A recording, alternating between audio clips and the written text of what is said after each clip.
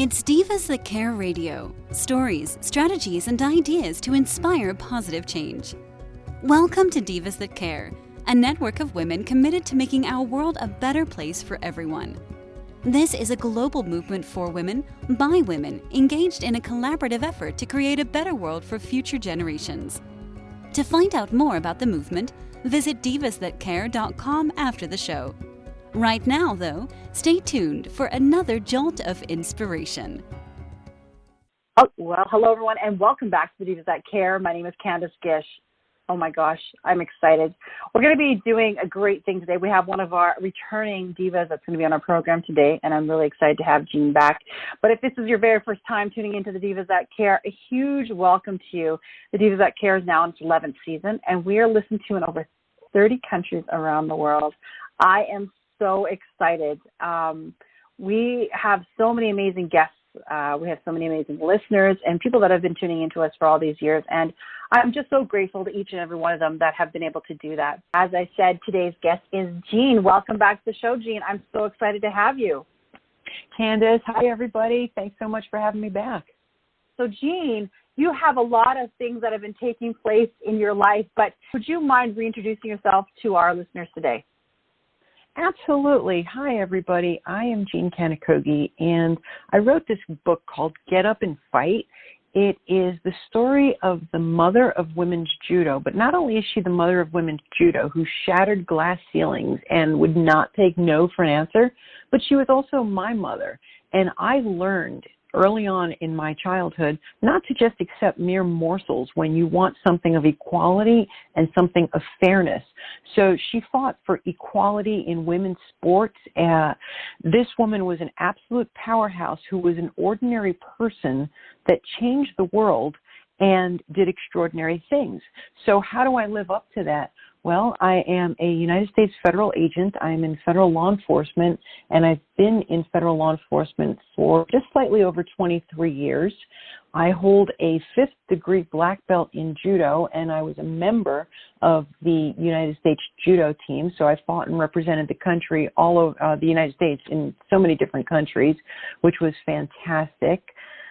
Gosh, what else can I tell you? Well, I have a Ph.D. in psychology, so I volunteer as the Director of Mental Health and Peer Support for the Federal Law Enforcement Officers Association, and I also am one of the advisors for a group called Resilient Minds on the Front Lines, which is a fantastic group that really gives you the life skills on resiliency, and we could talk about that.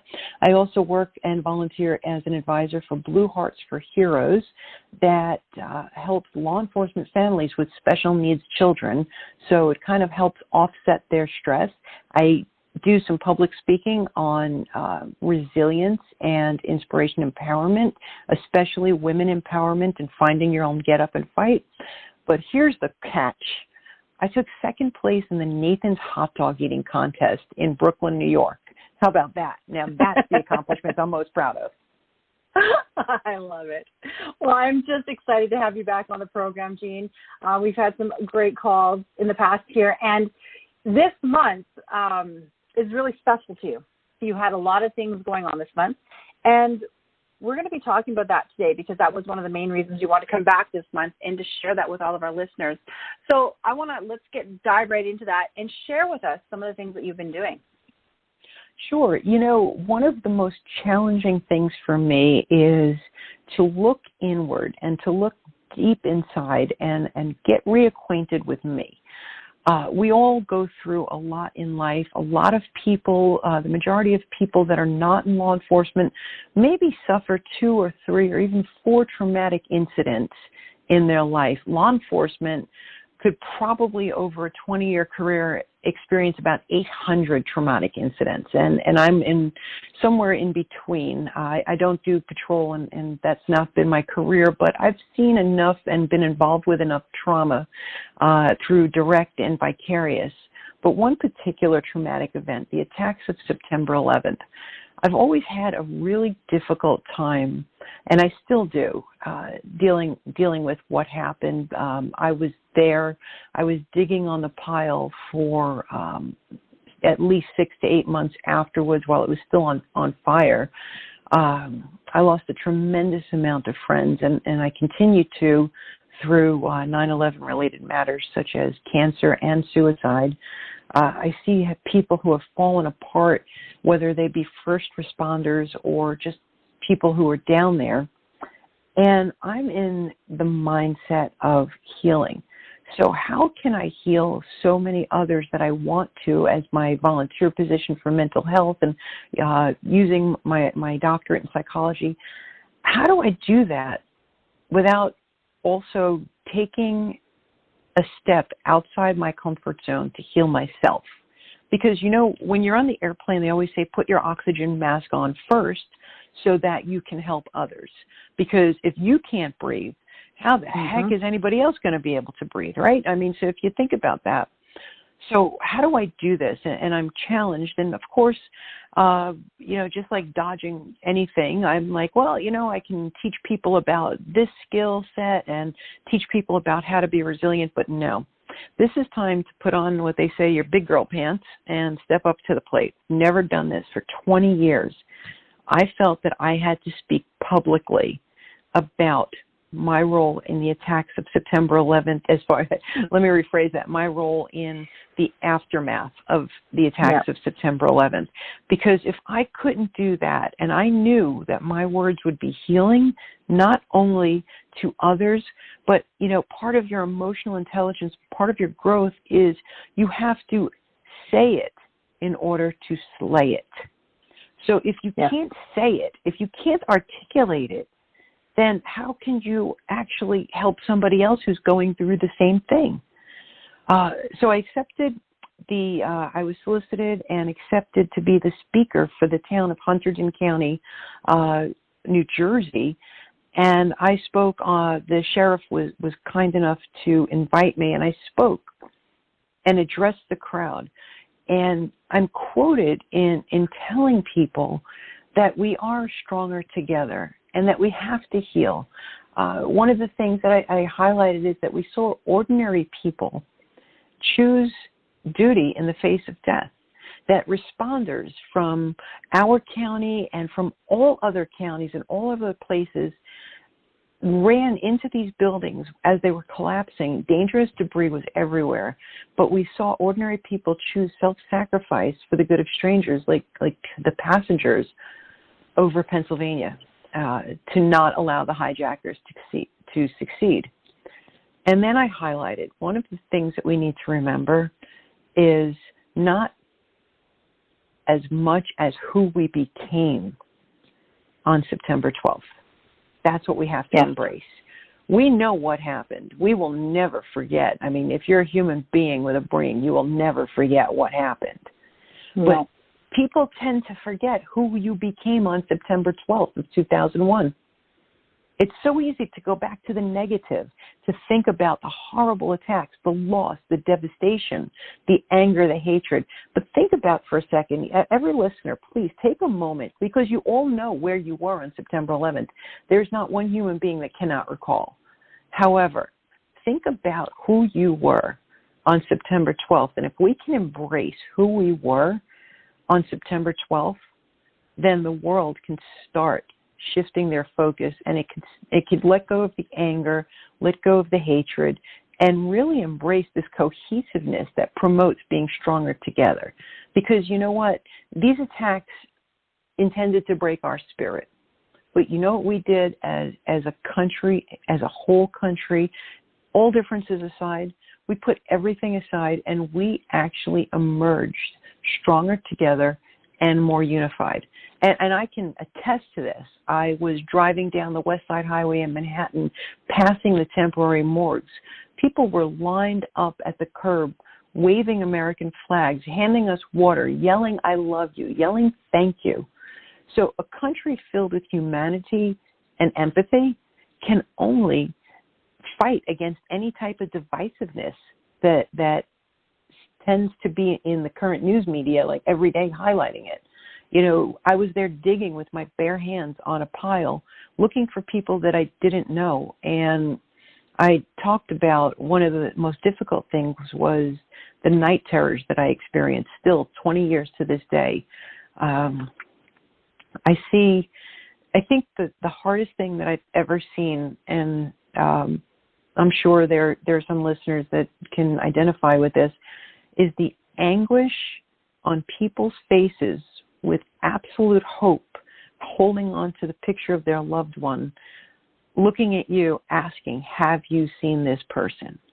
And knowing that whatever debris you were going through, whatever you were sifting through, there is a possibility that you were sifting through their remains. And it just, it kills you inside, and it traumatizes you and re-traumatizes you. So the way to get through this really is through resilience and living a resilient lifestyle.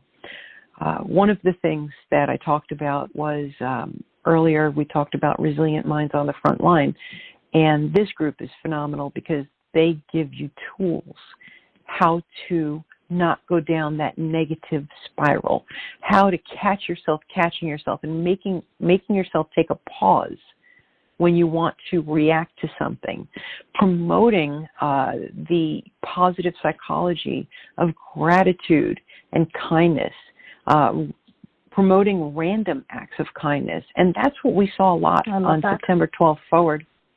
Random acts of kindness, doing something to as small as holding the door and telling somebody, have a great day. Because sometimes that might be the only thing that person receives. So these types of things, that these resiliency skills, are really one of the only ways to heal your everyday life. Now, of course, there's therapy and there's also all types of modalities. And I encourage people, if you feel that you can benefit, please, it's okay to not be okay. You know, it's not permanent, it's temporary. So the way society is now, are we post-pandemic?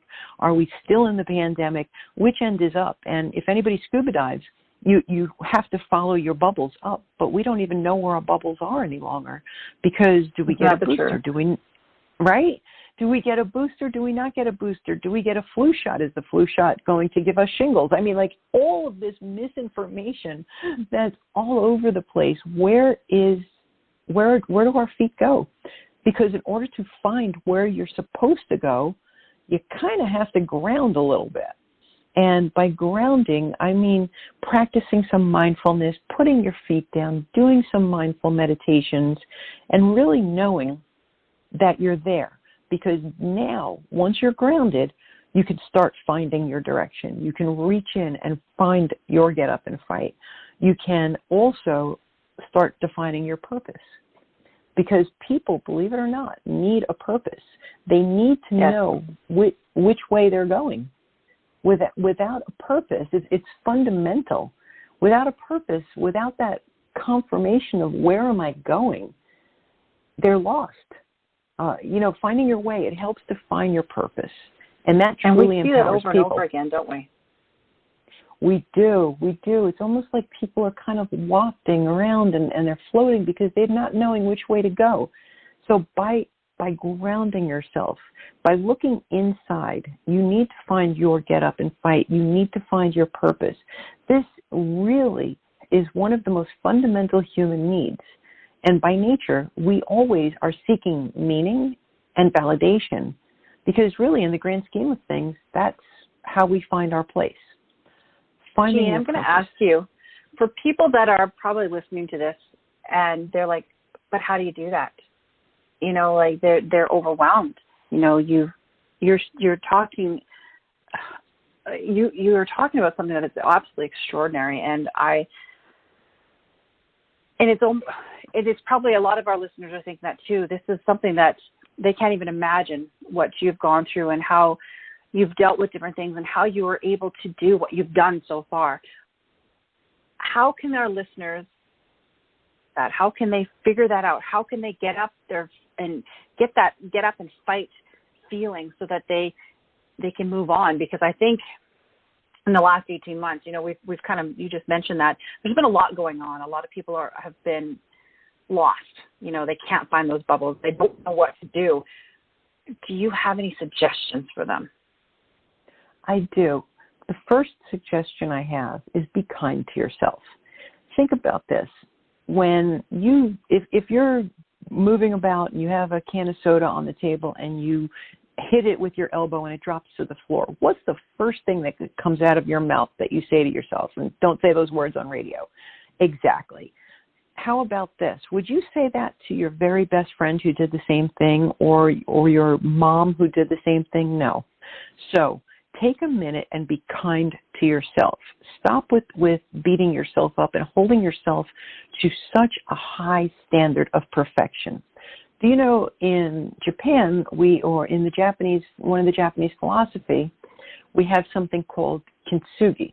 And I'm sure some listeners know it's either kintsugi or kintsukuri, and it's the Japanese art of putting broken pottery pieces back together with gold, built on the idea that embracing your flaws and imperfections, you can actually create something more stronger and beautiful. So that's the first suggestion I have, is be kind to yourself and know that we all are broken in one way or another. Some people say, oh, I'm broken, and then they start manifesting saying, well, I'm not good enough. But not good enough for what? Give yourself a break, because every break in whatever is broken is unique. And instead of repairing something like new and going for perfection, think about this 400-year-old technique that highlights the scars as part of the design. So, using that metaphor for healing ourselves teaches us an important lesson, that sometimes in the process of repairing these things that are broken, we actually create something more unique, more beautiful, and more resilient. Think about who you were 10, 15, 20 years ago. Think about that bad relationship that you got out of a long time ago and who you are today. So hold your head high. I'd also suggest that listeners, to help themselves find which way their bubbles are going, stop focusing on the negative. Focus on the positive. If 20 things go wrong in one day, but one thing goes right, say, wow, I'm really glad this went right. Write down, and I mean write down, not just in your head, 3 things you're grateful for each day. And do it for 21 days, because that's about the time that it takes to break a habit. 21 days, 3 things you're grateful for. You know what? Read them. Do them with your partner. Do them with your children, and share them at the end of each day. And don't do them to appease somebody. Do them because you're truly grateful. And they could be little things like, I'm grateful that I had a delicious peanut butter sandwich, or I'm grateful that I found the perfect set of grapes in the supermarket. You see, I use food all the time because I just love food. But these are things, ergo hot dogs. These are things that will really help find your bubbles, find your balance, find your way. And the next time we speak, we could talk about a philosophy called Ikigai, which is finding your way. I know most people watch Mandalorian, and he's always saying, this is the way. Well, stick with me, and we'll help you find your way. Oh my gosh, I love it. I just appreciate you just sharing about the gratitude journal, because I've always been a big promoter about that. Is we need to focus on the good, because we are overwhelmed. But if we can be grateful for the little things, then it just makes it all worthwhile. And finding those great journals, and you don't even have to. A lot of people think, oh, I need to get this journal in order to do that. You don't. You can just get a book from the dollar store and start writing things down, and it makes the world a difference. Yep. Even the notes section in your smartphone. Love it. This has been so much fun. I am just so thankful today that you've shared your experience on speaking about 9/11. I think that's absolutely extraordinary. Moving forward, is that something you're going to be doing a lot more of? I will be doing a lot more of speaking, inspirational speaking, empowerment speaking, speaking on women's issues, and really talking about stress management, lifestyle management, and that it's okay to be vulnerable, because we all have to heal. And I think the world is seriously in need of healing and direction, and I'm here to help people find their get up and fight through webinars, through speaking. And last time you mentioned YouTube, so I'm starting to work on a YouTube channel for short videos. I love that. I think that's really important. All right, Jean, how can our listeners get your book, and how can they check out your whole website they can go and check out? They can get up the book they can get the book at www.rustykanokogi.com, and getting that book, you can actually have me sign it for you. So that is the easiest way. Of course, it's on Amazon, but I can't sign it from Amazon, but I can sign it from our website. And to get a hold of me, very simple, Jean@rustykanokogi.com. Oh, thank you so much. And for all of our listeners, we did post her book in our bookstore on the Divas That Care. So make sure that you check that out too, because we want to support her in any way we can. Jean, I love having you on my program. I think that you're one of the most inspiring women I've ever had the chance to interview. And please come back on, share more stuff with us.